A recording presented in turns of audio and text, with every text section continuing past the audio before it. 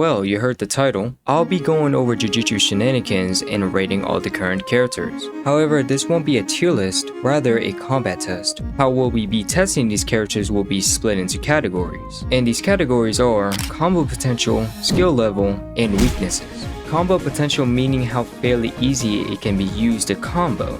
For example, just using moves 1 to 4 without fail. Skill level determines how versatile or how complicated some of the movesets are, meaning if you're using the attacks but no specials, you're not fully utilizing the character. Weaknesses are straightforward. It'll tell the person what it can be countered by or how the attacks can be avoided or stopped.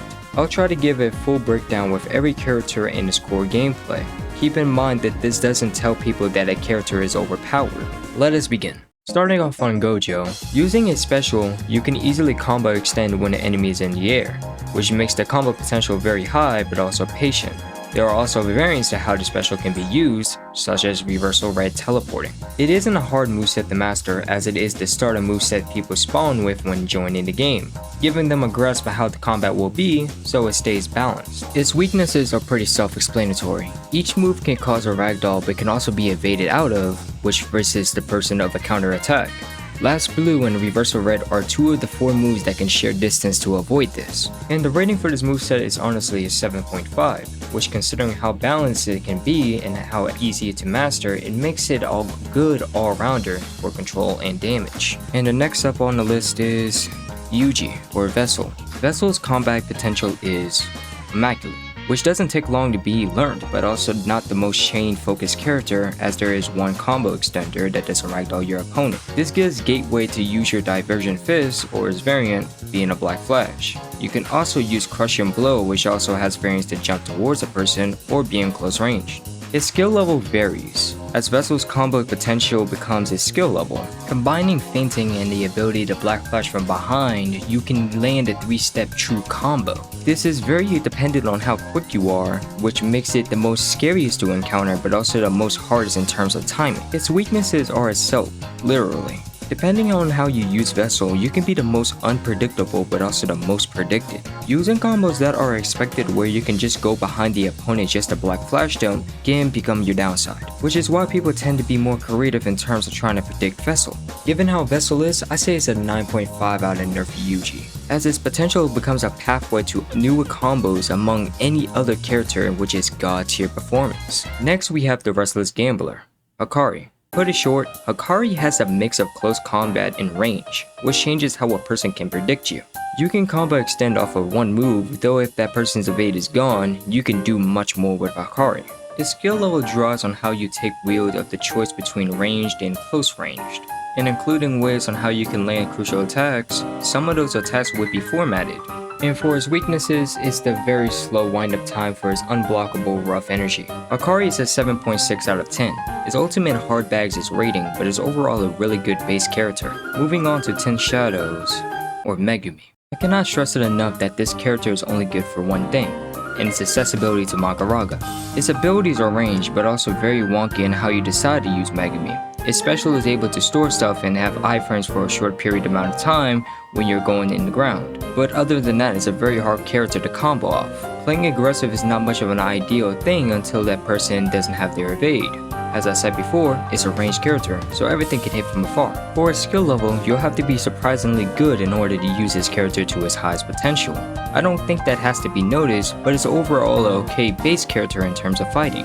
Its ultimate is when things start to change. After a short wind-up time, you're able to use a whole separate moveset away from your ultimate, which ends up making Megumi so much better afterwards. MAHORAGA has different modes, but to put it short, it can adapt, rush down, and cause as much havoc as possible, which makes it the overall best ultimate character in the entire game, or at least being a good mini-boss. Back to Megumi, its weaknesses come from how you use its attacks. It's ranged, but you also need to gain distance to combo extend. Some people know that evading will obviously kill them, so they try not to, which becomes Megumi's downside.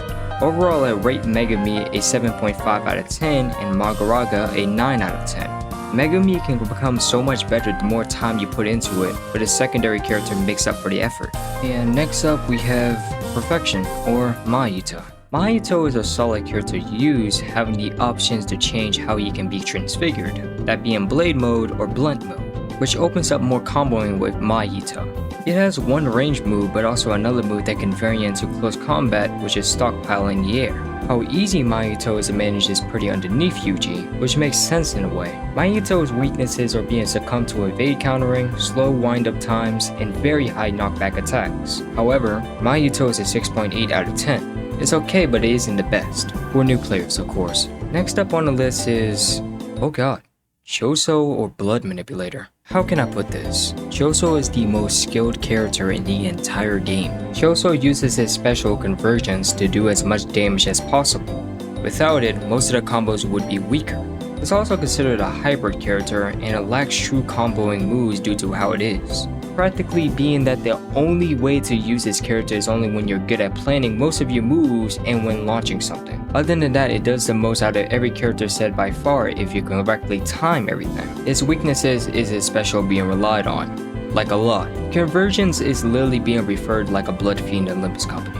Without it, your combos would do little to have. I do also have to mention that it's a bit likely amongst most characters because most people don't know how to use it. Though with an unbiased rating, I'll rate it at 6.9 out of 10. It's a very planned character, but its damage makes up for it if you know what you're doing. Bringing up Switcher, or Todo. Todo is a very skilled character that is like Yuji in a way, being able to bait out people's reactions to potentially make the best out of it. Also, you become 6 feet. Its special is being able to switch positions, but you can also feint by doing that as well. A way to put this, if a player is playing passive, you can throw a pebble, swap with it before it hits, and transition into the power of Brotherhood. It closes the distance between people and does incredible damage. Its skill level to use it is utterly high, however. It takes time when to swap or do anything of the sort before fully mastering Todo. It relies on its swapping ability in order to be very good overall. Its weaknesses is literally being 6 feet. Your hitbox is much more prominent and acceptable attacks are much more easy. Most moves have a noticeable wind-up time which can cause you to fail your combo.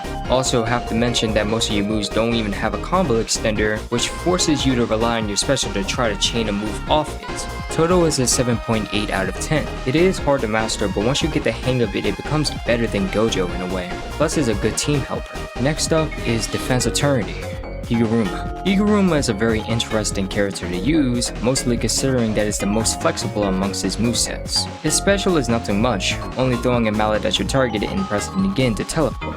Higuruma relies on block breaking your opponent to maximize damage, as if they do, you are able to true combo in just about every single attack. His skill level isn't hard to manage, but it varies a little on your special for moves in order for it to count. His weaknesses is that you can be susceptible to being countered by some characters when using extended swings. You have an open window to be attacked if the person times it right, which makes Higuruma a solid 8.5 out of 10. It isn't a bad character if you like playing aggressive, and it's very easy to master. Next is Cursed Partners, Yuta. Yuta's combo potential comes from literally using Rika to the maximum. You don't have to use Rika for most of your combos, but it gives more room for damage with it. Its skill level is being between easy and somewhat medium. It has one guaranteed combo extender that can kick into 3 of your next following moves. Weaknesses is that every first action of the base moves can be blocked, and for some odd ass reason Rika just leaves your side to go where the hell they want to go. Though I rate Yuta 8.8 out of 10, literally due to how the special is an optional choice and makes it easier to use with or without. And the last main character on this list is Mechamidru. Mechamidru revolves around planning and making sure your opponent gets distracted by your puppets in order to play well. Its skill level is pretty high considering how the damage for Mechamidru requires setup after your opponent's evade is used. Without it, Mechamidru does little to no damage. Its weaknesses is literally just being a planner character overall. It's very combo relied to do any sensible damage. And how I rate it while being unbiased is a 6 out of 10, generally concerning how the character is looking with early assets. Moving on to base only characters, all of them will be skimmed through, combining combat potential and skill level with the 3 and giving them an honest rating. Since they are base only characters, how to use it only matters. Starting off with Locust Guy, or Grasshopper. Locust Guy's attacks are so much better with lock on. His skill level doesn't take too long to master, but it has an insane hitbox for all of his moves. His weaknesses is just having a long cooldown on abilities. 7.4 out of 10. Next up is Star Rage, or Yuki. Yuki has some insane attack potential with all their moves doing massive damage. His special is being able to increase or extend the move's damage by a ton. It doesn't take long to master Yuki at all and is fairly a good solid ground character alongside Yuji. Its weaknesses is having a lot of insane end lag on their moves, 9 out of 10 character. And lastly is aspiring mangaka, Charles. Charles is another prediction based character just like Higuruma is. His counter literally looks like his block. His special is good, being able to make the opponent side dash, back dash, or front dash on will every 4 seconds. Also being able to dodge if blocked perfectly. He takes time to master all of his moves but becomes an insane character if you fully utilize him with his special. Its weaknesses is just having 85 HP and the risk of evade countering, 8.7 out of 10 moveset. Well, that was all the characters in Jujutsu Shenanigans. Please do note this is all in my opinion and may change in the future. Without further ado, thank you for watching, subscribe if you want, and I'll see you on the next one.